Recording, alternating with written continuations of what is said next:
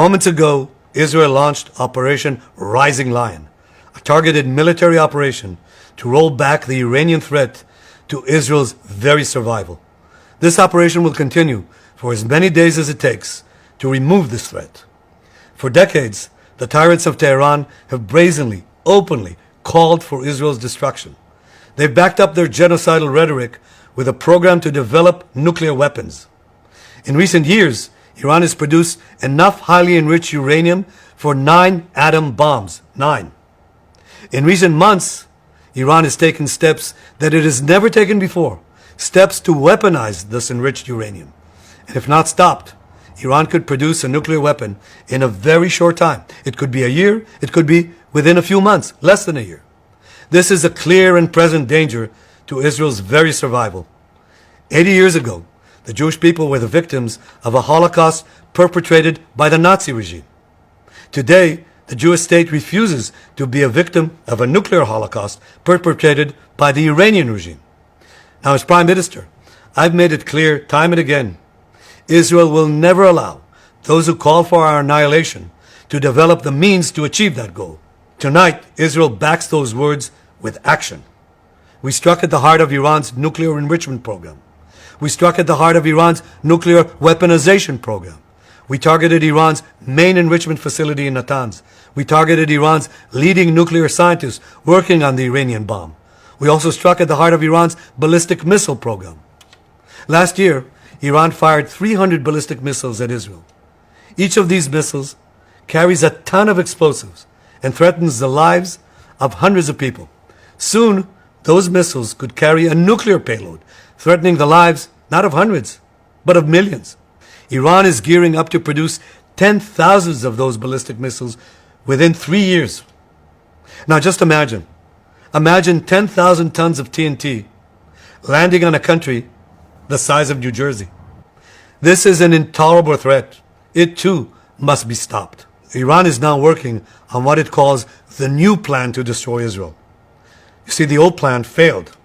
Iran and its proxies tried to encircle Israel with a ring of fire and to attack us with the horrible attack of October 7th. But the people of Israel, the soldiers of Israel, rose like lions to defend our country. We crushed Hamas, we devastated Hezbollah, we hit Iranian proxies in Syria and Yemen. And when Iran directly attacked us twice last year, we struck back inside Iran itself. Yet in defending ourselves, we also defend others. We defend our Arab neighbors. They too have suffered from Iran's campaign of chaos and carnage.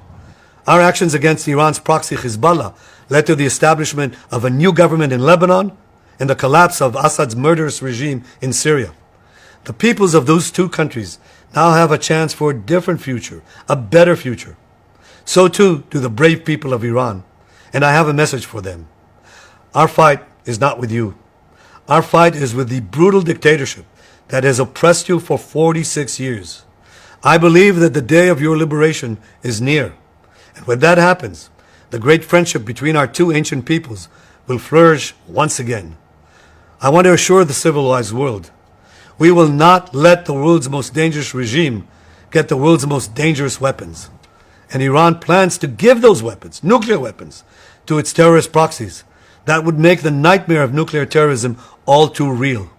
The increasing range of Iran's ballistic missiles would bring that nuclear nightmare to the cities of Europe and eventually to America.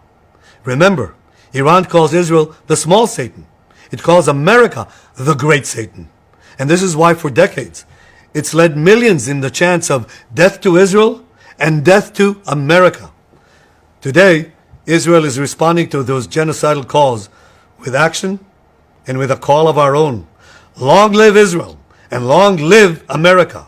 Our action will help make the world a much safer place. I want to thank President Trump for his leadership in confronting Iran's nuclear weapons program. He has made clear time and again that Iran cannot have a nuclear enrichment program. Today, it is clear that Iran is just buying for time. It refuses to agree to this basic requirement of peaceful nations. That is why we have no choice but to act, and act now. The hardest decision any leader has to make is to thwart a danger before it is fully materialized. Nearly a century ago, facing the Nazis, A generation of leaders failed to act in time. They were paralyzed by the horrors of World War I. They were determined to avoid war at all costs, and they got the worst war ever. They adopted a policy of appeasement. They closed their eyes and ears to all the warning signs. That failure to act resulted in World War II, the deadliest war in history. It claimed the lives of 60 million, including 6 million Jews, a third of my people. After that war, the Jewish people and the Jewish state vowed, never again. Well, never again is now. Today, Israel has shown that we have learned the lessons of history. When enemies vow to destroy you, believe them. When enemies build weapons of mass death, stop them.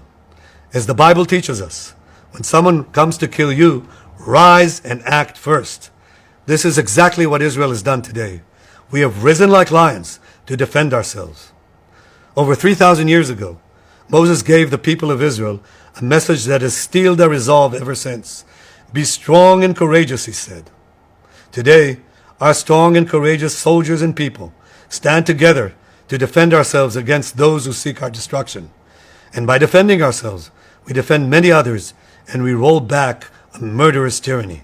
Generations from now, history will record that our generation stood its ground, acted in time, and secured our common future. May God bless Israel. May God bless the forces of civilization everywhere. Thank you.